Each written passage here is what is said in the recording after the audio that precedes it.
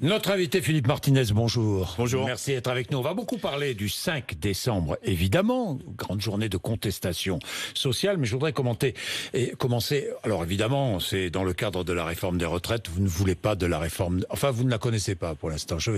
Vous ne la connaissez pas, la réforme des retraites? Moi, je la connais. Vous la connaissez vraiment? Vous savez qu'on a discuté 18 mois avec M. Deloitte. Je sais, donc vous la connaissez. Les principes, c'est réforme par points, enfin passage à un retraite par points. Vous savez que d'autres l'ont pratiqué avant nous. Ils la pratiquent en Suède. Vous savez que les Suédois la pratiquent, la retraite par points. En Suède, il y a 2 fois plus de personnes de plus de 65 ans qui vivent sous le seuil de pauvreté qu'en France. Donc voilà un indicateur qui nous permet d'être confortés dans l'idée que c'est pas la bonne solution. Bien, je vais revenir sur cette réforme. Des débrayages prévus à la SNCF encore depuis quelques temps maintenant. Pas qu'à la SNCF. Non, mais je voudrais parler de la SNCF. Parlons de la SNCF, notamment si vous voulez. des technicentres de TGV, mais aussi TER, mais aussi le fret. Débrayages prévus à l'appel de la CGT notamment, des grèves. Hein, on est bien d'accord, des grèves? Il y a des grèves, oui. Des grèves? Oui. Jusqu'à quand d'ailleurs ces grèves illimitées? Parce que j'ai l'impression que les grèves sont illimitées là en ce moment à la SNCF. Il y a des problèmes à la SNCF, c'est pas nouveau, vous le savez. Il y a eu une grosse mobilisation il y a un peu plus d'1 an maintenant qui posait un certain nombre de problèmes. Quelles sont les questions qui sont posées? La question de la sécurité, la question du personnel dans les gares, dans les trains et dans les technicentres. Et en ce qui concerne les technicentres, c'est les conditions de travail, le manque d'emploi et la remise en cause de droits acquis, notamment en matière de réorganisation du travail, mais aussi contestation sur les salaires, sur des suppressions d'emplois, des sous-effectifs, contestation générale. Il y a même aussi la demande d'une prime exceptionnelle, hein, j'ai vu. Non, mais c'est lié au conflit là. C'est lié au conflit qu'il y a dans le technicentre. Le problème fondamental, c'est le manque d'emploi. Et je pense que ce qui s'est passé, c'est la prime, c'est le manque d'emploi, c'est quoi? Le problème fondamental, c'est le manque d'emploi. Le premier, et ce qui s'est passé dans les Ardennes, vous savez, l'accident, a révélé l'ampleur du problème. La deuxième chose, c'est les salaires, évidemment, mais c'est pas posé qu'à la SNCF. Vous parlez beaucoup de la SNCF. Non, mais je parle de la SNCF parce que c'est l'actualité. Mais il y a beaucoup de conflits en ce moment qui portent sur les salaires. L'hôpital, ça porte sur quoi? L'emploi, les salaires. Dans les services publics, à la direction des finances, dans bon nombre d'entreprises du privé, c'est la question de l'emploi et des salaires. Donc c'est un problème généralisé. Alors je sais bien qu'on aime bien parler des cheminots, c'est des gens très appréciés dans ce pays. Non, mais c'est parce que... Oui, les cheminots sont très appréciés. Ils sont moins appréciés quand ils sont en grève. Vous le savez bien. C'est logique d'ailleurs. Ils font comme les autres. Ils font comme les autres. Comme les autres. Alors, je parle encore un peu de la SNCF. Le nouveau patron, Jean-Pierre Farandou, veut accélérer le dialogue social. Vous y croyez? Non, ça vous fait sourire. Mieux vaut tard que jamais. Et il répète, et il ajoute, la loi s'impose à tous. Mais ça, c'est une banalité que de dire ça. Bon. Est-ce qu'on va traiter les problèmes que posent les cheminots et que globalement on pose un certain nombre de catégories socio-professionnelles dans ce pays, ou on va continuer comme ça? Le problème, je vous le répète, on fait l'éloge de Monsieur Pépi aujourd'hui, croissance externe, comme ils disent, on va acheter des entreprises dans tous les continents. Le problème, c'est que pendant qu'on a fait ça, on n'a pas investi dans le réseau français, notamment les petites lignes, qui s'est dégradé. Est-ce que vous trouvez normal que la SNCF, par exemple, gère une ligne de bus à Las Vegas? C'est un service public français, on va mettre de l'argent au bout du monde. Ça en rapporte. Si ça en rapporte de l'argent. Pour l'instant, ça coûte cher. C'est tout le problème. Hein. Et cet argent, si l'investissement est un bon investissement, pourquoi s'en priver? C'est un service public français. On peut pas, pendant qu'on dépense de l'argent, beaucoup d'argent, on voit la qualité ou la non-qualité du réseau. Je ne sais pas si on dépense beaucoup d'argent, mais enfin la SNCF coûte beaucoup d'argent aux contribuables français. Hein. Énormément, 14 milliards 400 millions d'euros. Oui, j'ai entendu. Mais vous avez entendu, c'est vrai ou c'est faux? Elle coûte, mais c'est normal, hein, c'est un service public. Oui. Vous oubliez, il coûte 14 milliards d'euros. Vous oubliez souvent de parler, vous n'en parlez jamais. Un jour, faites le test, essayez d'estimer combien coûtent aux Français les camions qui roulent sur les nationales et les départementales pour l'entretien des routes. Combien ça coûte ça? Ça coûte aux Français. Et c'est pas un service public. Combien ça coûte à la planète? Essayez de faire le calcul un jour et vous verrez que par rapport à un service public ferroviaire où on peut transporter des voyageurs et des marchandises, mais on peut y revenir sur les marchandises, eh bien, il vaut mieux investir dans le service public et vous verrez que le ratio et le rapport qualité-prix est en faveur du rail. Non, je fais la transition avec la SNCF, le régime des retraites des cheminots, hein, oui. Évidemment, puisque c'est vrai qu'il coûte 3,3 milliards d'euros à l'État. Pourquoi Parce que, premièrement, les cheminots sont en régime particulier, pas un régime spécial. C'est qu'ils ils payent plus de cotisations retraite que la majorité des Français. Ça, c'est la première chose. Le régime devrait être mieux équilibré, hein, mais s'ils payent plus de cotisations. On en a parlé tout à l'heure. Oui. On a supprimé beaucoup d'emplois. Oui. Il y a un déséquilibre démographique. Qui supprime les emplois? C'est évidemment le patron de la SNCF, sur ordre du gouvernement. Donc, il faut embaucher. Si on réembauche, c'est bon pour le service public, c'est bon pour la sécurité, et vous verrez qu'il n'y aura plus de problème d'équilibre. Mais généralement, on va parler du régime de retraite, de la réforme des retraites. Généralement, cette réforme, franchement, cette réforme qui veut mettre, pas à bas, mais changer, quitter le régime par répartition pour un régime par points. On est bien d'accord. C'est ce que vous savez. C'est tout ce qu'on sait pour l'instant. Hein. On n'en sait pas beaucoup plus. Pas beaucoup plus. On sait que, par exemple, le montant des pensions va être calculé sur l'ensemble de la carrière. Or, je prends les enseignants, par exemple. Une étude a révélé que les enseignants en France, en début de carrière, sont les moins bien payés d'Europe. Enfin, certains enseignants. Les enseignants du primaire, oui. Les enseignants sont les moins bien payés d'Europe. Primaire, élémentaire. Si vous calculez, c'est des mathématiques, ça. Si vous prenez sur l'ensemble de la carrière, eh bien, forcément, le niveau des pensions va baisser. Pour eux, c'est moins 16%, vous voyez, avec le progrès social à la sauce Delevoye-Macron. Bon, la réforme des retraites, donc avec ce système, pourquoi est-ce qu'on change? Pourquoi est-ce que le gouvernement veut changer? Parce que le gouvernement dit, financièrement, c'est intenable. Si nous continuons avec le système actuel, c'est intenable. Les générations qui travaillent cotisent pour les générations, on le sait, qui ont travaillé. Mais si ceux qui travaillent sont de moins en moins nombreux et ceux qui ont travaillé de plus en plus nombreux, comment faites-vous? Comment faites-vous? Quel est le problème? C'est que, et M. Delevoye y a contribué, on exonère de plus en plus les grandes entreprises, notamment de leur paiement des cotisations sociales. C'est pas moi qui le dis, c'est pas la CGT, c'est la Cour des comptes. Vous savez, Monsieur Migaud, qui est quand même pas un gauchiste invétéré, il dit on a économisé 80 à 90 milliards d'euros. Eh bien, cet argent-là, il va plus dans la sécurité sociale, il va plus dans les retraites.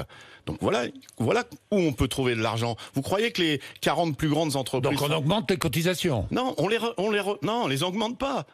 On les remet. Oui. On les remet. Vous croyez que les 40... C'est-à-dire, on remet les cotisations patronales, hein, on est bien d'accord, hein, pas salariales. Les patronales, oui. Patronales. Vous croyez que les 40 plus grandes entreprises françaises qui ont versé 51 milliards de dollars sur un trimestre à leurs actionnaires, elles ont besoin d'autant de cadeaux? Oui, mais vous prenez toujours l'exemple des 40 plus grandes entreprises françaises. C'est très bien, mais enfin, la majorité des emplois sont créés par qui? Par les PME, vous le savez bien. Non, mais là, vous changez de sujet. Mais non, je ne change pas de sujet, parce que les PME, quand le PME, le patron de PME va engager un salarié, il va payer alors... Selon vous, il doit payer, selon vous, des cotisations patronales. Je vous cite en exemple les 40 plus grandes entreprises. Donc il faut réfléchir de ce côté-là. Et puis il y a un bon moyen d'augmenter les cotisations des salariés, vous savez, c'est augmenter les salaires. C'est automatique. Quand vous augmentez les salaires, automatiquement, les cotisations augmentent. Vous voyez, c'est très simple, parfois. Sauf que c'est des choix de société. Donc on peut très bien, selon vous, financer le régime actuel dans les années qui viennent. Mais évidemment, sans aucun problème. Évidemment, ce sont des choix. Et ça permet même de l'améliorer, parce que vous savez que la CGT... Sans baisser les pensions. Et en les augmentant. Vous savez que la CGT veut prendre en compte, par exemple, les années d'études. C'est pas normal. On encourage les jeunes à faire des études et c'est très bien. Sauf que ça les pénalise. Vous vous rendez compte? Quand on sort à 25 ans de la fac ou d'une école... pendant les années d'études, on ne cotise pas. Hein, on est bien d'accord, à la retraite. Mais c'est ça la solidarité. C'est-à-dire que il faut travailler moins. On est bien d'accord. prendre en compte les années d'études, on est bien d'accord. Prendre en compte, par exemple, les travailleurs qui sont dépendants la pénibilité, c'est logique. Des plateformes numériques. S'arrêter plus tôt, alors que la durée de vie s'allonge. Mais comment financerez-vous tout cela? Je vous... Uniquement en rétablissant des cotisations patronales. Uniquement. Tout ou une partie. Faut y réfléchir. Mais cette manne d'argent, à quoi elle sert? Dites-moi. Elle sert à créer des emplois? Je ne crois pas. Elle sert à améliorer notre système de santé? Je ne crois pas, sinon ça serait pas dans un tel état dans les hôpitaux et avec un tel mécontentement. C'est ça l'objet de nos propositions, c'est de dire on a le système le meilleur au monde,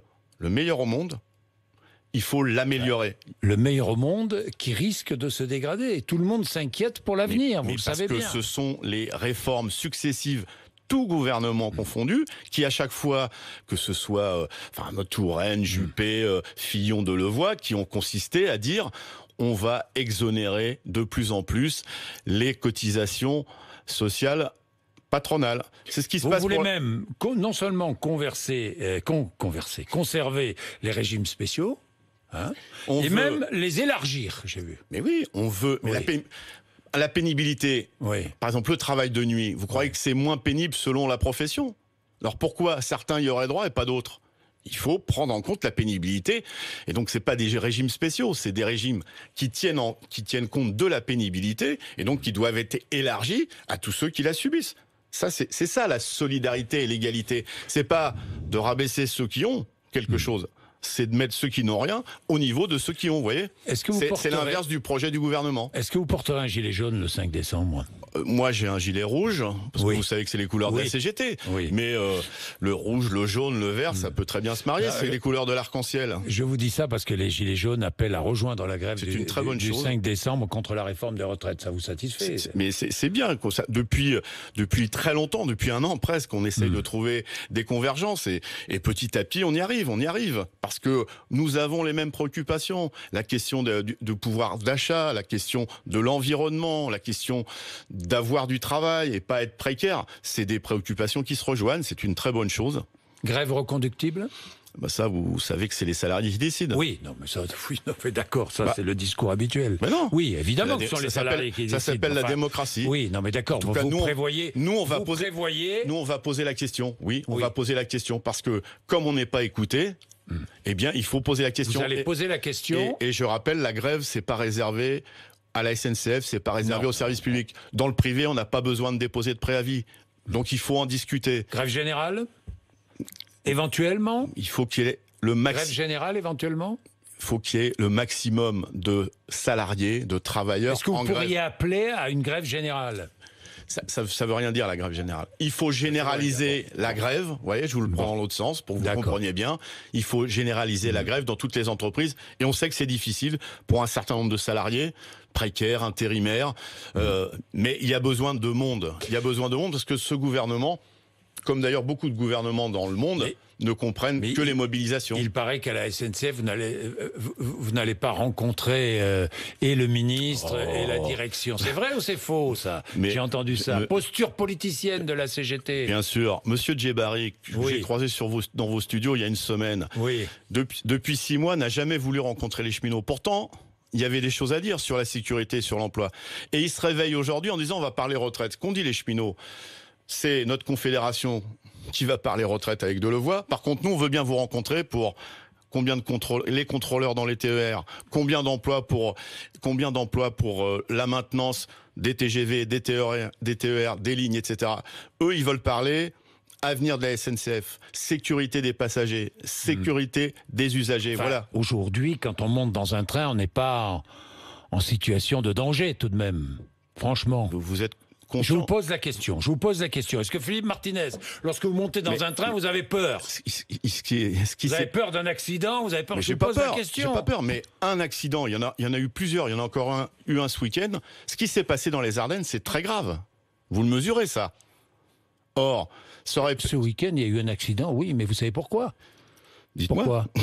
Qu'est-ce qui s'est passé? C'est un passage à niveau. C'est sur un passage à niveau. Donc et dans les Ardennes, c'était sur un passage à niveau. Ça n'a rien à voir avec la SNCF, là, ce week-end. Pardonnez-moi. Mais il y a dans les TER, vous devriez le savoir, Je veux bien savoir tout, mais oui, allez-y. Parce que vous avez l'habitude de me dire, vous devriez savoir. On partage nos expériences. Alors, il y a des systèmes qui permettent d'annoncer l'arrivée du train pour baisser les barrières du passage à niveau. Oui. Ça, faut peut-être revoir ça. En tout cas, je sais que les cheminots demande. Il y a aussi ce qui s'est passé. Remettre des. Mais vous savez. Des gardes-barrières. Non. Philippe Martinez.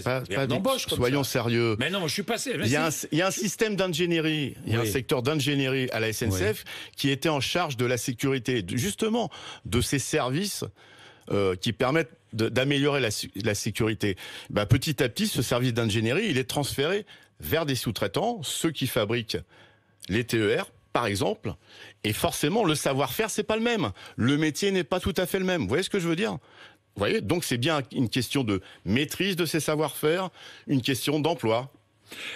Réforme des retraites encore. Il y a une idée qui circule, faire converger les régimes spéciaux uniquement pour les nouveaux entrants. C'est une bonne idée, ça ? Pourquoi on sacrifierait les nouvelles générations ? Pourquoi les nouvelles générations seraient condamnées à travailler jusqu'à 70 ans ? Il faut profiter de la vie, on peut en profiter au travail. Le travail, ça devrait être... on devrait s'éclater au boulot. Mais comme dirait l'autre, il n'y a pas que le boulot dans la vie. J'ai lu aussi ce que disait François Ruffin. La bataille n'est plus sur le niveau de vie, mais sur la vie elle-même, qui ajoute « il faut consommer moins pour répartir mieux ». Vous êtes d'accord ? Il faut consommer moins mieux. Il faut consommer mieux. Vous n'êtes pas tout à fait d'accord ? Non, il faut consommer mieux. Moi, je veux bien consommer moins, vous n'êtes pas d'accord ? Mais vous croyez que ceux qui vivent, je parle aux Parisiens, au bord du périphérique, dans des tentes, ils ont la notion de société d'abondance. Eux, ce qu'ils veulent, c'est consommer. Quand on aura les moyens, par exemple, de manger... Vous n'êtes pas en convergence avec Ruffin, là-dessus. Il a son avis, et je vous explique que j'en ai un autre. Oui. Tout le monde aimerait manger bio. Tout le monde aimerait manger bio. Sauf que ceux qui essaient de manger une fois par jour, vous comprenez bien qu'ils ont d'autres soucis que de manger bio. Donc, il faut plus de justice sociale pour répondre à l'urgence climatique. C'est ce que nous essayons aussi de porter dans le débat. Urgence sociale et urgence climatique, c'est pas deux choses opposées, c'est bien des choses là aussi convergentes. Et j'aimerais savoir ce que vous pensez de cette déclaration d'Emmanuel Macron à Valeurs Actuelles. Vous donneriez une interview à Valeurs Actuelles ? Je ne crois pas, non. Non ? Bien. Qui a provoqué la réaction du gouvernement bulgare. Je préfère avoir des gens qui viennent de Guinée ou de Côte d'Ivoire, légaux, qui travaillent dans des secteurs BTP et restauration ayant besoin de main-d'œuvre étrangère, que des filières bulgares ou ukrainiennes clandestines. Vous diriez la même chose ? C'est la porte ouverte à cette petite musique qu'on nous rabâche et dont le président de la République est assez fervent sur les responsabilités de l'immigration. Nous, on se bat pour que tous ceux qui viennent travailler ici aient les mêmes droits que les autres. On a eu des luttes de travailleurs sans papier dans la restauration, parce que ça favorise le dumping social. Et donc, par exemple, on devrait se battre, Monsieur Macron devrait se battre pour qu'il y ait un salaire de référence minimum en Europe, parce que qu'on construise des voitures en France, en Angleterre, en Allemagne ou en République tchèque, c'est la même voiture, c'est le même boulot, et donc on devrait avoir des critères communs, en tout cas un salaire minimum de référence en Europe. Vous manifesterez contre l'islamophobie le 10 décembre. En tout cas, la CGT appelle, oui. La CGT appelle. Vous-même, vous irez manifester ? On va regarder, mais c'est possible, oui. Pourquoi ? Parce que ça fait partie de ce que je viens de vous dire. On est en train de stigmatiser une partie de la population française. Quand on est d'origine émigrée et notamment maghrébine, eh bien on est tout de suite montré du doigt. Ça suffit, cette petite musique. Nous, on est pour une société qui vit en paix, où tout le monde a les mêmes droits, où on respecte la différence de culte. Moi, je suis athée, convaincu, mais voilà, je côtoie au quotidien, y compris dans la CGT, des camarades qui ont une religion. Il faut arrêter de stigmatiser l'étranger en général, parce que déjà, ça évite de parler des vrais problèmes. Et je crois que le débat sur l'immigration qui a généré le président de la République, c'est pour éviter de parler des vrais problèmes. Alors, vous savez bien que l'immigration et les questions d'immigration, ce n'est pas le problème prioritaire des Français. Est-ce que la religion doit rester à la porte de l'entreprise ? En tout cas, oui, je pense qu'il faut éviter de faire rentrer la religion, en tout cas sanctuariser les services publics, l'école. Mais il faut éviter que la religion rentre partout, parce que c'est souvent ça peut être utilisé, comme je viens de vous citer, pour opposer les salariés entre eux. Ceci dit, on peut trouver des formes qui permettent de pratiquer sa religion librement. Et c'est ça l'enjeu de la période, c'est qu'on puisse pratiquer sa religion librement sans être traité de je ne sais quoi et des pires choses. 8h54, merci Philippe Martinez, RMC et BFM TV ce matin.